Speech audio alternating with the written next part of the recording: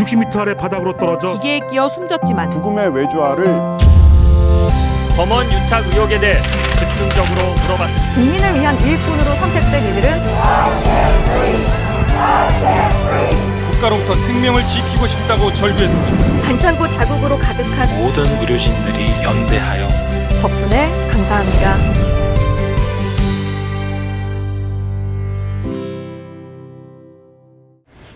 시청자 여러분 안녕하십니까. 양방향 소통 유튜브 라이브 뉴스프리 데스크의 아나운서 김민호입니다. 안녕하세요. 성지원 기자입니다.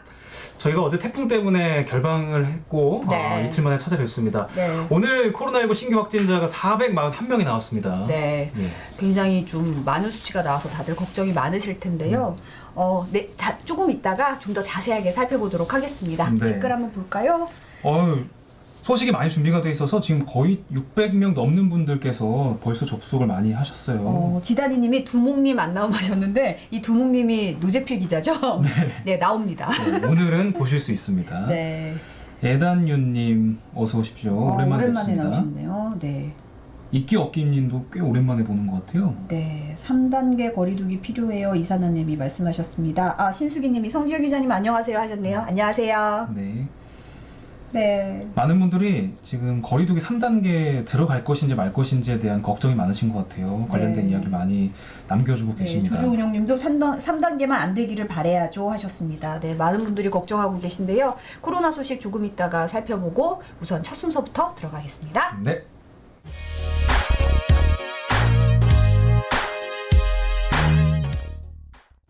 매주 목요일 찾아오는 이선영 아나운서의 손경제 시간입니다. 어서 오십시오. 네, 안녕하세요. 네. 아니 좀 근데 이렇게 밝게 인사를 하기도 몇 주째 좀 마음이 심란해요. 네. 계속해서 코로나 상황이 안 좋아지고 있어서 네. 사실 이렇게 좀 경제 이야기를 하는 게 맞나 싶은 걱정이 들 정도로 또 달력을 넘겨보니까 추석이 한 달 남았는데 명절을 맞이하는 사람들의 마음도 좀 다를 것 같아요. 너무 네. 코로나가 심각해서. 지금 안 그래도 코로나 이 상태가 계속되면 네. 추석 때 이동 제한 조치 해야 되는 거 아니냐 이런 얘기도 좀 있거든요. 네. 또 그래도 준비 안 할 수가 없으니까 네. 한가위는 또 명절이니만큼 좀 마음 편히 맞았으면 좋겠는데 걱정이 많습니다. 네, 이렇게 코로나 상황이 좀 심각해져도 우리가 이쯤 되면 준비해야 될 게 있잖아요. 네. 고향에 내려갈 때 귀향 그 기차표를 우리가 예매를 하잖아요. 네네. 그래서 벌써 일주일 앞으로 다가왔습니다. 이제 한국철도공사가 9월 1일부터 3일까지 4일 동안 이제 예매를 받는다고 했거든요. 네. 뭐 김민호 아나운서는 어디 안 가세요? 나 저 고향이 전주라서 매번 이제 KTX 타고 가는데 전 사실 취소표 그냥 나오는 거 전날에 이렇게 잡아가지고 가긴 하는데 이번에는 아니 그러면 취소표 안 나오면 어떡해요? 아니, 집에 갈 무조건 의지가 나와요. 없는 거 한 아니에요? 번도 못 잡은 적이 없어요. 네. 나름 꿀팁이 있군요. 예, 근데 저 혼자 가니까 어차피 나중에 뭐 결혼해서 뭐 애 낳고 그러면 이제 해야죠. 언제가 될지 모르겠지만 어쨌든 이번에 매주 결혼 얘기를 하는 것 같아요, 김민호 아나운서. 네. 하고 싶어서. 네. 근데 이번 예매는 좀 달라지나요? 어때요? 네, 이번에는 좀 상황이 상황이니만큼 현장 접수는 전혀 받지 않고 네. 이제 기본적으로 온라인과 모바일로만 진행이 된다고 합니다. 일단 제가 준비해온 그래픽을 보시면서 이제 상세한 일정을 한번 확인해 보실까요? 네. 아까 말씀드렸던 것처럼 예매는 일단 9월 1일부터 3일까지 4일 동안 진행이 되고요. 온라인과 모바일을 기본으로 접수를 받습니다. 근데 이렇게 하다 보면 온라인과 이 모바일이 쉽지 않으신 분들이 있잖아요. 그렇죠. 아무래도 이제 이런 데 익숙치 않은 분들이 계시니까 이때까지 현장 접수를 해온 거니까 그분들을 네. 위한 방안이 지금 마련이 돼 있는 건가요? 네, 그래서 이제 65세 이상 고령자분들 또 장애인분들을 위해서 이 3일 중에 첫날 9월 1일 하루 같은 경우는 이분들만을 위해서 예매가 개방이 된다고 해요. 그래서 네. 이분들이 인터넷이나 모바일로 예매를 할 수도 있지만 아무래도 IT 환경이 좀 취약하다 보니까 이제 전화로 예매를 할 수 있게끔 9월 1일 하루만 단 하루만 9월 1일. 네, 열어놓는다고 해요. 그래서 네. 아무래도 좀 온라인이 어렵다 싶은 이제 고령자분들 또 장애인분들은 전화로 예매를 하실 수가 있고 이때 예매를 성공하시게 되면 9월 3일부터 6일까지 나흘 동안 직접 가서 또 실물 티켓을 수령해야 된다고 합니다. 티켓은 또 비대면으로 안 되는 거군요. 네네. 예, 예. 그래서 좀 번거롭기는 해요. 또 전화로 예매하고 가서 수령하고 이게 번거롭긴 하지만 이제 아무래도 쭉 줄을 서서 뭐 기다리고 예매하다 보면 접촉이 많아질 거 아니에요. 그러니까 아무래도 올해는 거리두기를 좀- 할 수 있는 네. 방안으로 이제 생각해낸 방침이네요. 네네. 그러면 김민호 아나운서는 만약 예매하고 싶으면 저는 9월 2일이랑 3일 이렇게 이틀간 하면 되는 거죠? 네, 이렇게 자세한 사항은 이제 홈페이지에서 확인해 보시면 9월 2일, 3일 또 이제 가는 곳에 따라서 열리는 그 날짜가 다르거든요. 아. 네. 호남선은 3일, 뭐 경부선은 2일 이렇게 다르니까 네. 자세한 사항은 홈페이지에서 확인을 해보셔야 될 것 같고 네. 뭐 올해는 입석이 없는 건가요, 그러면? 네, 맞습니다. 이제 아. 또 한 가지 큰 이제 변화가 입석이 없다는 건데요. 입석이 있다 보면 아무래도 좀 부딪히고 또 접촉이 쉬워지니까 아무래도 네. 거리두기 하기 좀 네. 쉽지 않겠죠? 그래서 네. 올해는 입석에 대해서는 판매를 하지 않기로 했고 대신에 뭐 좌석 간 띄어앉기나 이런 건 하지 않고 아. 전자석에 대해서 예매를 오픈한다고 합니다. 네. 그래도 입석이 없으면 경쟁이 꽤나 작년이나 아무래도, 뭐 네. 다른 날에 비해서 좀 치열해지겠어요. 네, 이번에 못 하시면 어떡하실 거예요? 그러니까 이번에는 전날에 취소표 잡는 걸 하면 안 되겠네요. 만만치 않을 것 네, 같아요. 미리 좀 예매를 해야 될 것 같습니다. 네. 좀 다들 마음 편히 이 추석 명절을 좀 다 같이 한 가족이 다 모여서 보냈으면 좋겠는데 상황이 좀 좋아졌으면 네, 좋겠습니다. 네. 한 달 동안 좀 많이 나아졌으면 좋겠네요. 네. 그러니까요. 꼭 그렇길 응원하겠습니다. 네. 자, 추석표 예매 소식 들었고요. 다음 소식도 전해주시죠. 이번에도 김민호 아나운서가 정말 관심 있게 보실 것 네네. 같아요. 뉴스인데 제가 뭐죠? 김민호 아나운서 자리 가보면은 예. 일은 안 하고 맨날 뭐 재테크 이런 거 관심 있어가지고 언제 또 청약 사이트를 네? 그렇게 들어가 보더라고요. 청약. 아니 언제 봤어요? 제 컴퓨터를? 늘 보고 있습니다. 다른 건 안 봤어요? 다른 거 좀 에이. 네. 네. 봤다고 하면 안 됩니다. 예. 어쨌든 청약 진짜 저는 관심이 많거든요. 사실 내 집 마련 하기가 뭐 저뿐만이 아니라 모든 분들의 어떤 꿈일 텐데 네.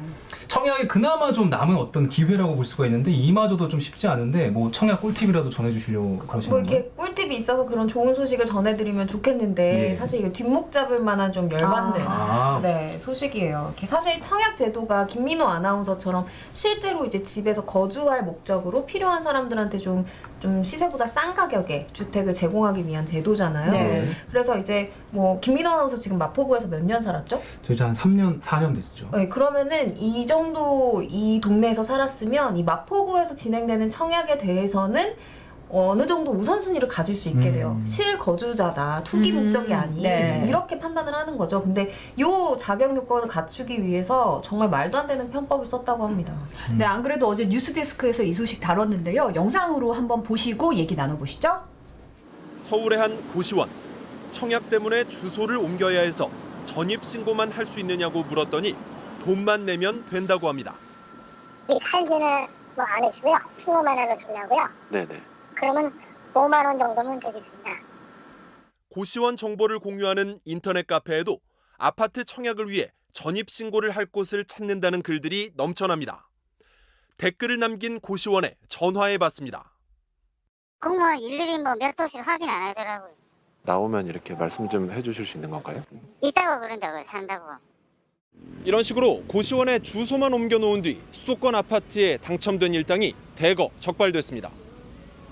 정부의 부동산 범죄 수사 결과 A씨가 운영하는 수도권 고시원에서 지난해 입주자 18명이 무더기로 청약에 당첨됐는데 이들은 단 하루도 고시원에 살지 않은 것으로 조사됐습니다.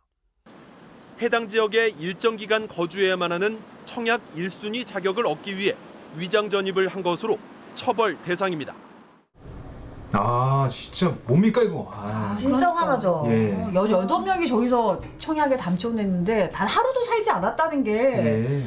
너무 어이가 없고 또 이런 이게 편법 같은 게 이제 꿀팁이다. 네. 아는 사람만 아는 그런 아름아름으로 공유가 됐다는 게 진짜 어처구니가 없네요, 근데 진짜. 사실 이게 걸린 사람들은 나만 왜 내가 좀 운이 안 좋았어 이렇게 생각할 수 있지만 이 위장 전입은 명백한 불법이고 이건 처벌 대상이거든요. 그래서 네. 이번 사례의 경우에도 18명이 위장 전입을 했잖아요. 이 중에 5명 그리고 이 고시원 업자 이렇게 지금 모두 입건이 됐고요. 네. 나머지 13명에 대해서도 지금 추가로 수사가 진행이 되고 있거든요. 네. 그래서 이렇게 위장 전입해서 적발될 경우에는 청약을 통해서 이렇게 얻게 된 그 집 있죠. 집 네. 계약이 당연히 취소가 되고요. 네. 그리고 앞으로 청약을 또 못하게끔 하는 제한 조치도 걸릴 수 있다고 그럼요. 해요. 신의를 위반했으니까 그렇죠. 당연히 그건 제한을 해야죠. 사실. 그리고 이제 경우에 따라서는 이거는 못할 짓을 했다 싶은 위장 전입에 대해서는 3년 이하의 징역 또는 3천만 원 이하의 벌금에 해당하는 형사 처벌까지도 받을 네. 수가 있다고 합니다. 저는 서울에 거주자니까 사실 뭐 일산이나 이렇게 다른 수도권에 청약을 못 넣거든요. 근데 제가 최근에 이제 일산에 좀 살고 싶어가지고 알아보고 있는데 한 일정 기간 살아야 돼서 저 같은 사람 진짜 못 살거든요. 근데 이렇게 위정전입하는 사람들 때문에 더 피해보는 사람 많아질 것 같아요. 그렇죠. 이제 진짜로 집이 필요해서 이 청약에 지원한 사람들이 역으로 피해를 보게 되는 거죠. 그래서 참 이런 일이 없어야 될 것 같습니다. 그래서 이 내용이 어제 정부의 그 부동산 시장 점검 회의에서 발표한 여러 부당거래 사례들 중에 하나로 나온 거거든요. 네. 사실. 그래서 정부가 앞으로도 부동산 시장 불법 대응반은 물론 또 부동산 감독 전담 기구까지도 설립해서 계속해서 이런 사례들을 이제 적발한다고 하니까요. 앞으로는 이런 편법 사례가 좀 없었으면 좋겠습니다. 네, 네. 이런 사례가 없어져서 좀 정말 원하는 사람들이 네. 마음 편하게 이제 실거주할 수 있도록 좀 그런 게 정착됐으면 좋겠네요. 이선영 아나운서 다음은 또 어떤 소식 있죠? 다음 소식도 아마 이 재테크에 관심 있는 김민호 아나운서가 귀 기울여 들을 것 같은데 예. 궁금해요. 성지영 기자는 좀 재테크에 관심 있으신가요? 저는 성지영 기자 그 역사를 알아가지고 아, 진짜요? 예, 제가 주식과 가슴 아픈 이야기가 관련된 있습니다. 마음 아픈 아 여기도 그러면은 김민호 아나운서 못지않은 쪽박 아니 똑박 정도가 아니에요. 이거는. 상패의 슬픔이라고. 아, 정말요? 그래도 주식은 조금 하긴 하는데 제가 그렇게 말로 들어서 누가 묻지마 투자 그런 거 하면 안 된다는 거를 정말 절실하게 정말 제 지갑을 털어서 알게 됐죠. 저는 지금은 안 하는데 제가 사고 싶은 종목이 있으면 그게 꼭 몇 달 뒤에 엄청 오르더라고요. 누구나 그래요. 예. 그러니까 이번에 그런- 카카오도 뭐 오늘 40만 원 돌파하고 제가 예전부터 사고 싶었거든요. 아 그렇군요. 안타깝습니다. 그냥 사야 되는데 꼭 내가 살려고 마음 먹을 때 조금 오르면 못 사게 되잖아요. 예.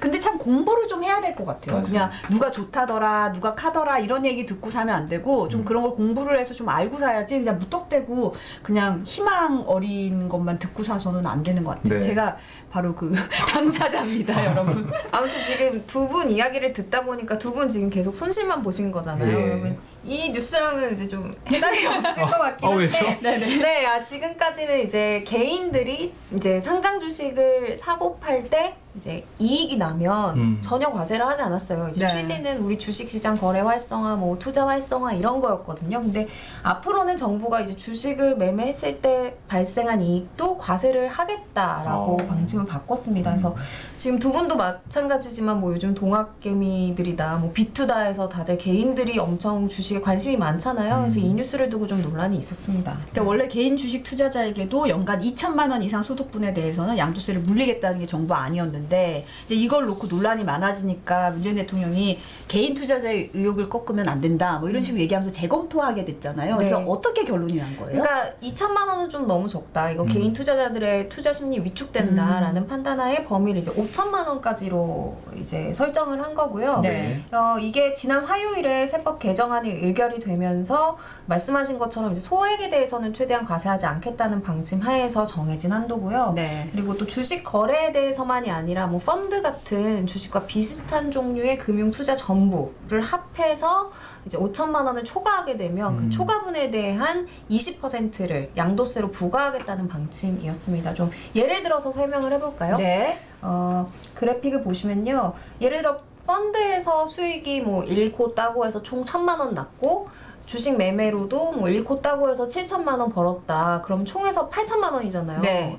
이분 진짜 엄청난 거죠. 8천만 원의 이익을 엄청난 수익을 얻었네요. 네. 네, 그래서 이 8천만 원에 대해서 전부 과세하겠다 이게 아니라 네. 5천만 원을 초과하는 3천만 원 분에 대해서만 20%의 단일 과세를 하겠다. 그래서 600만 원을 이제 8천만 원 벌었을 때 내게 되는 거죠. 그래서 사실 지금 이렇게 예로 설명을 들었지만 8천만 원 벌긴 사실 쉽지 않아요. 그쵸. 뭐 저 같은 사람한테는 이건 뭐 그냥 꿈 같은 이야기예요. 5천만 원 벌려면 원금이 몇 억이 있어야 되는데 사실 저 같은 개미는 뭐 별로 해당이 안 될 것 같네요. 네, 맞아요. 뭐 방금 얘기했던 것처럼 만약 김민호 아나운서가 이 세금을 내려면 5천만 원 이상 벌어야 되잖아요. 그러면 정말 성공해서 주식 얘가 10%를 올랐어요. 그러니까. 그러면 원금이 5억이어야 된다는 얘기잖아요. 그러니까 사실 우리 같은 어떤 이 개미 투자자들한테는 사실 이 세제 개편으로 인해서 세금 폭탄이 물려지거나 이럴 가능성은 거의 없고 네. 결국에는 이제 상위 5%에 해당하는 슈퍼 개미들 있죠. 개인이긴 개인인데 진짜 엄청난 막 몇십억의 돈을 가지고 굴리는 그런 슈퍼 개미들을 겨냥한 세제 개편이라고 볼 수 있다고 합니다. 그래서 사실 개인 투자자들이 그렇게 위축되지는 않아도 되는데 어쨌든 아예 과세가 되지 않았던 부분에 그렇죠. 대해서 네, 새로 이제 과세를 네. 하겠다는 거기 때문에 여러 그리고 우려가 거래세도 있어가지고 있죠. 이중과세 논란도 있었잖아요. 네, 그러니까 뭐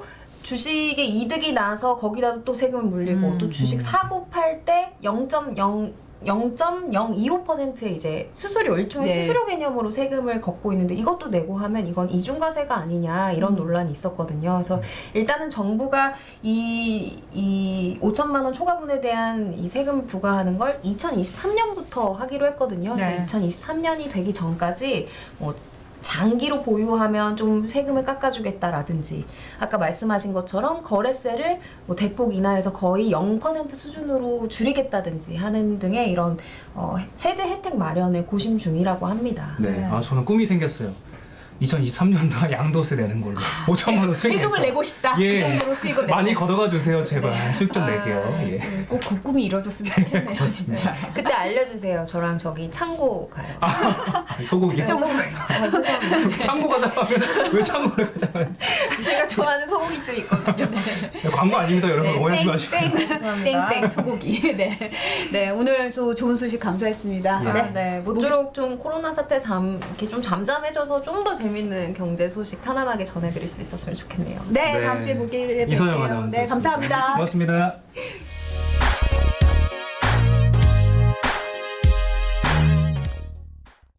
아 오랜만에 돌아온 큐시트 산책에 두목님, 가짜필. 어제 뭐 결방하셨대요? 아우 네, 아유 뭐 태풍 때문에 특보가 아니 뭐 많아서. 두목이 잠깐 저 속세 이틀 갔다 왔는데 그 중에 하루를 결방하시면 어떡합니까?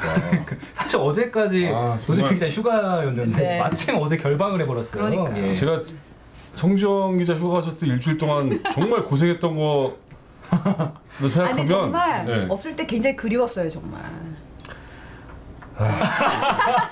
아니 저희만 그리워한 게 아니라 시청자분들이 아, 그럼요. 왜 가짜필 안 그래서 나오냐. 그래서 제가 뭐 길게 휴가도 못 가고 이렇게 또 온 거예요. 이렇게 에단유님 외쳐 가짜필 뭐 이런 분들 다 크라이시스님 계시니까. 두목님 어서 오십시오. 누젠필이라는 것도 누구십니까 이분은 아는 분 같은데. 아무튼 결방 네. 쉽지 않습니다. 네. 제가 이제 산적 두목이 속세 내려갔다 그래가지고 그렇게 하시면 안 됩니다. 네. 아니 근데 어쨌든 그렇게 태풍특보 열심히 해서 그나마 피해가 그렇게 많진 않아서 맞아요. 다행이에요 예. 정말. 뭐 많이 걱정했었는데. 원래 네. 이 경로가 좀 내륙 쪽으로 더 온다고 그랬는데 네. 서쪽으로 이제 바다 쪽으로 좀 바다 쪽으로 가는 정도 바람에 더 갔었죠. 뭐 유튜브니까 얘기하자면 이제 당구용으로 이제 히네루가 좀 들 들어갔다는 표현 같은 히네루요? 무슨 네, 뜻입니까? 일본 말인데 그 회전. 아, 그 당구 용어 아닙니까? 죄송합니다. 일본 네. 말 안 쓰겠습니다. 네. 오늘 큐시트 첫인상은 어떤가요? 이틀 쉬었더니 되게 낯설더라고요. 아. 네, 낯설어서. 낯설다. 네, 근데 오늘 뭐 코로나 소식을 또 안 전해드릴 네. 수가 없어요. 예. 아까 말씀하셨지만 이제 441명이 나왔습니다. 네네. 나왔는데 수도권에서만 313명. 네. 수도권에서 300명 넘는 게 처음이죠. 아, 그렇죠. 그리고 어디서든 걸린다라고 제가 이제 자막을 뽑았는데 사실은 지금 뭐 그 장소들을 보면 바로 우리 골목 앞에 바로 와 있어요. 맞아요. 동네 집 앞에 지금 바이러스가 와 있다고 해도 과언이 아닌데 네. 은평구 미용실에서만 지금 총 9명이 나왔고 네. 그다음에 광주광역시의 교회에서 지금 또 대량으로 나왔어요. 네. 이건 또 다음에 좀 전해드릴 텐데 네. 뭐 탁구 클럽, 실내 체육 시설, 뭐 사우나 뭐 이런 데서 계속 나오니까 곳곳에서 나오고 있더라고요. 사실 뭐 이게 뭐 이 상태로 가게 되면 일주일 뒤에는 550명 정도 하루에 네, 나올 방역당국에서 거라고요. 그렇게 밝혔죠. 저희가 이제 김윤미 기자가 취재해서 오늘 보도 네. 준비하고 있는데 550명이 나올 텐데 사실 이제 3단계를 지금 전문가들은 이미 늦었다고까지 얘기할 정도거든요. 왜냐면 깜깜이 비율이 너무 많아서. 네, 지금 보니까 30% 정도 되더라고요. 네. 근데 정부는 사실은 뭐 정세균 총리가 아까 오후에도 얘기를 했는데 좀 신중해야 된다라는 얘기를 하고 있어요. 네. 3단계는 뭐 제가 몇 차례 말씀드렸지만 식당 같은 데도 저녁 9시에 장사를 못 해요. 중위험 시설들이 다 문 닫아야 되고 뭐 그 10명 이상 모이는 게 모임을 얘기하는 게 아니더라고요. 네. 물리적 공간에 10명이 그렇죠. 모이면 안 되는 거더라고요. 그냥 모이면. 셧다운 된다고 봐야 될 텐데 사실 이제 정부가 얘기하고 싶은 건 뭐냐면 3단계로는 가기가 굉장히 어렵다. 대신에 2단계만 유지시킬 테니까 여러분들이 알아서 3단계처럼 행동을 하셔라라는 네. 얘기예요 지금. 그래서 최대한 이걸 낮추자는 건데 네. 사실 뭐 지난 주말인가요? 그 이동량 분석을 해봤더니 한 17% 정도 감소가 됐다고 그래요. 네. 근데 문제는 지난 대구 경북대 신천지 사태 터졌을 때는 40% 정도 떨어졌어요 이동량이. 그러니까 아직도 사실은 좀 느슨해진 경향이 좀 있는 거예요. 그래서 이제 뭐 방역당국에서는 뭐라고 그러냐면 특히 이제 고위험군에 속하신 분들, 네. 뭐 기저질환이 있거나 아니면 연세가 많으신 분들은 거의 이제 폐쇄에 가까울 정도로 외출을 자제해달라 이런 얘기를 하고 있습니다. 네. 이 사태가 길어지니까 좀 심적으로 많이 안일해져서 좀 이러면 괜찮지 않을까라는 생각을 하시는 분들이 많아지는 것 같아요. 지난 주말부터 그래도 좀 그렇죠. 조심하는 분들이 네. 많이 늘긴 했는데 네. 아직은 좀 더 필요하다는 얘기겠죠. 그 예배 그 광주에 있는 교회는 그렇죠. 다음 소식은 이제 광주에 있는 그 교회 신도얘기인데 네. 이분이 이제 8월 15일 날 집회를 참석하고 나서 예배 참석을 하셨구나. 네. 예배를 그 다음 날 16일 날 이제 교회 예배를 가신 거예요. 네. 2번이나 예배를 드렸고 그다음에 19일 날에도 예배 참석했는데 이분이 이제 의심 증상이 나온 19일부터인데 24일 날 이제 검사를 받아서 확진 판정 받았거든요. 네. 근데 문제는 이분이 거짓말을 너무 많이 하셨다는 거예요. 그러니까 확진 판정 받은 다음에도 교회 뭐 신도라는 거 예배 갔다는 얘기 하지도 않았고 뭐 당연히 광화문 집회 갔다 왔다는 얘기도 안 했죠. 그새 이제 확진자가 늘어가지고 이제 그 교회에서만 지금 31명이 더 나왔어요 추가적으로. 아이고. 더군다나 동선에 대해서도 지금 뭐 거짓말하고 있는데 자기 차를 타고 광화문에 갔다고 했는데 알고 봤더니 전세버스 타고 있는 거예요. 문제 전세 그 버스. 문제 버스를 타고 가셨군요. 네, 네. 그래서 지금 광주가 지금 난리가 났어요. 그래서 네. 이제 오늘 광주는 사실상 그 3단계에 준하는 조치가 취해졌어요. 네, 네.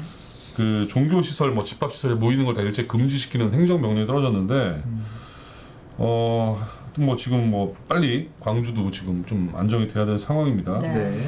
자 다음 소식은 구로구에 있는 아파트 얘기인데 이건 네. 뭐 기사 많이 보신 분들이 있을 텐데요. 좀 약간 미스테리하더라고요. 예, 이거 네. 좀 미스테리하죠. 복도식 아파트라고 그러는데 그 라인에 그 일렬로 이렇게 딱 5가구가 이제 그러니까 확진자가 15층짜리 나왔어요. 아파트의 복도식인데 네. 이 라인만 딱 걸렸더라고요. 위에. 그러니까 뭐 예를 들어서 202호, 302호, 402호 이런 식으로 이제 네. 났는데 그래서 이제 뭐 환기구가 아니냐 그러니까 뭐 이런 그 얘기가 있었어요. 자치구에서는 그 얘기를 했는데 방역 당국의 그렇죠. 입장은 어떤가요? 방역당국에서는 환기구 가능성은 제로라고 지금 얘기하고 있어요. 그러니까 비말이, 그러니까 코로나 바이러스를 옮기는 비말이 환기구를 통해서 그렇게 뭐 왔다 갔다 할 수 있는 그 정도가 아니라는 거예요. 네. 그래서 거의 제로인데 좀 전에 속보 제가 확인해 보니까 구로구청에서 그 환기구에 있는 검체를 채취해가지고 검사해봤더니 다 음성 나왔대요. 이거 그러니까 환기구는 아닌 거예요. 그러니까 아파트 사시는 분들은 그 얘기 들으면 이거 어떻게 이런 생각부터 들 수밖에 없잖아요. 아파트는 다 붙어 있으니까 사실은 뭐 환기구 통해서 퍼진다 그러면 이건 패닉이죠. 네. 그러니까요. 아랫집에 예를 들어 확진 환자가 있으면 나까지 위험한 거잖아요. 근데 아마 아파트 엘리베이터에 있는 버튼 어디에 묻어있던 거를 이제 그 층을 오가는 분들이 좀 누르면서 되지 않았나 뭐 이럴 엘리베이터가 가능성이 2대라고 하더라고요. 네네 그 그게 아파트가. 가장 높을 것 같고 다음에는 또 오늘 또 중요한 간담회가 하나 있었습니다. 네. 그러니까 대통령하고 기독교 지도자들이 만났는데 네.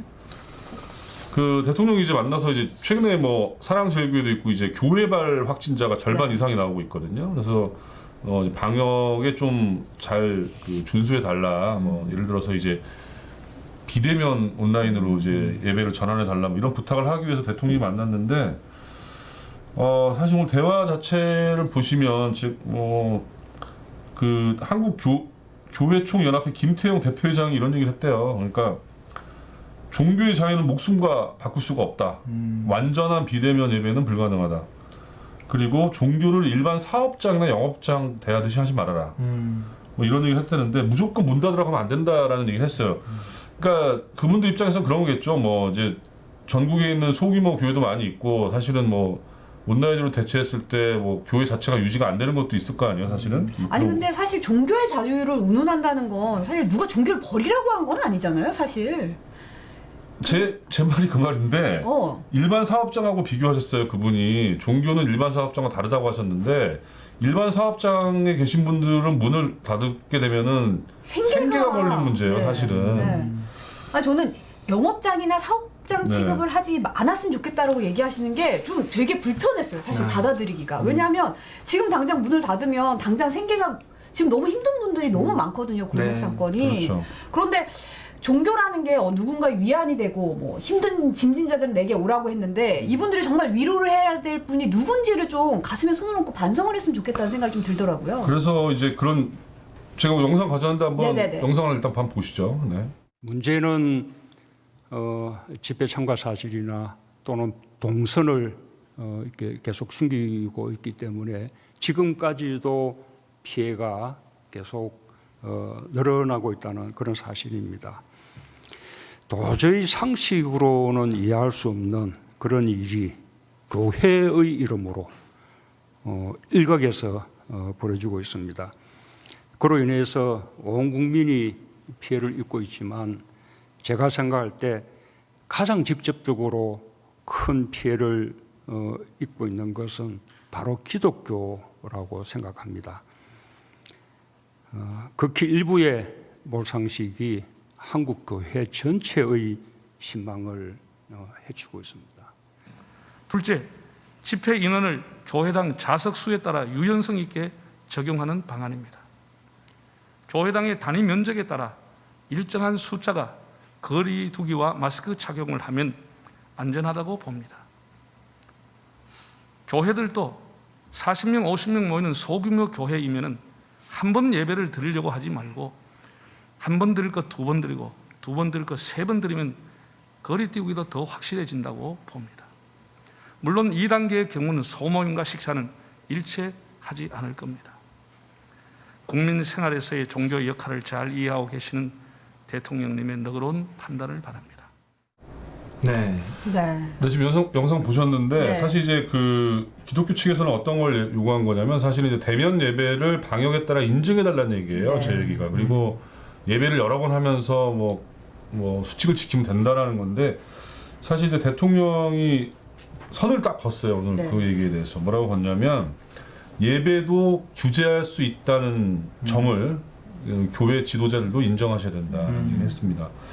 사실은 이제 너무 엄중한 상황이기 때문에 이렇게 저렇게 다 인정을 해줘서 만약에 뭐 대면 예배를 다 터주면 사실은 걷잡을 수 없다고 본 거죠. 그렇죠. 네. 사실 3단계 들어가면 뭐 예배고 뭐고 다 그냥 셧다운 되는 거니까. 네. 근데 뭐 3단계는 뭐 신중한 상황이긴 하지만. 네. 네.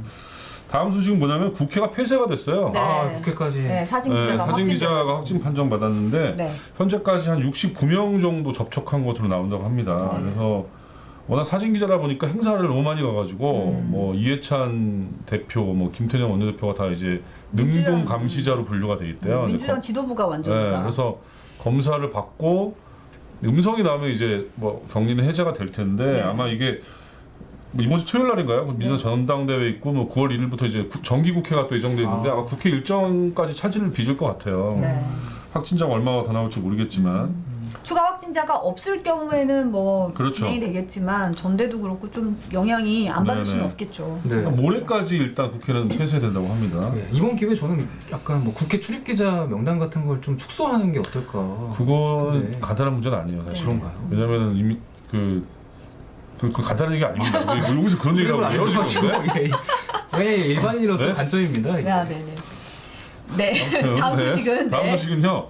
의사협회 파업이 지금 이틀째잖아요. 네. 전공의들이 사직서를 제출하고 있다고 그래요. 근데 문제는 의사협회 파업을 하고 있는데 동네 병원은 지금 파업 참여율이 10%가 안 돼요. 네, 휴진하는 비율이. 더 떨어졌죠. 떨어지고 있고 반면에 전공의들은 지금 한 80% 가까이가 사직서를 내겠다고 하고 있어요. 네. 사직서 내는 게 무슨 의미냐면 그 업무 복귀 명령을 내렸는데 나는 사직서를 냈기 때문에 나는 그 해당이 안 돼요 이런 거예요. 해당이 그래도 안 되지. 안 되는 건 아니에요. 아니죠. 그러니까 그거는 이제 뭐 판례상으로나 유권해서상으로 그렇게 하더라도 다 이제 해당이 되는 건데요. 그래서 아무튼 뭐 지금 뭐 계속 봐야 될 텐데 사직서를 내겠다는 의사 표현은 80% 했지만 실제로 내는 비율은 아직 뭐 좀 적다고 하거든요. 네. 이 추이는 좀 봐야 될 것 같습니다. 네. 자, 다음 소식은 뭐냐면 민주당 통합당 지지율 격차가 더 벌어지고 있어요. 네. 정광훈 사태 이후에. 네. 한번 보실래요? 네. 그래프를. 민주당이 41.3%, 그러니까 10% 이상 벌어졌어요. 미래통합당하고. 많이 벌어졌습니다. 네, 이게 다음에 한번 대통령 지지율도 한번 볼게요. 네.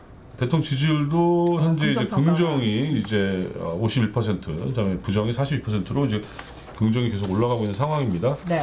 자, 넘겨주시고요. 네. 자, 다음은 뭐냐면 경제 성장률 한국은행이 마이너스 1.3%를 예상했습니다. 이거는 지난 5월에 0.2였는데 그렇죠. 더 떨어진 대폭 낮춘 건데 이제 당연히 코로나 때문에 그런 것이고 역성장을 예측한 거는 하는 거는 22년 만이라고 그래요. IMF 네. 이후에. 그래서 더군다나 지금 가장 큰 문제는 소상공인들인데 소상공인들이 최근에 매출이 10에서 20% 감소했다고 네, 그래요. 너무 힘든 상황이시죠. 네. 뉴스는 저희 경제부에서 밀도 있게 리포트 2개로 준비했습니다. 네. 네. 저희가 시간 관계상 좀 빠르게 정리를 해드렸는데 본방에서 더 자세하게 알 수 있을 겁니다. 계속해서 시청 부탁드리고요. 저희는 내일 다시 찾아오겠습니다. 네, 감사합니다. 고맙습니다.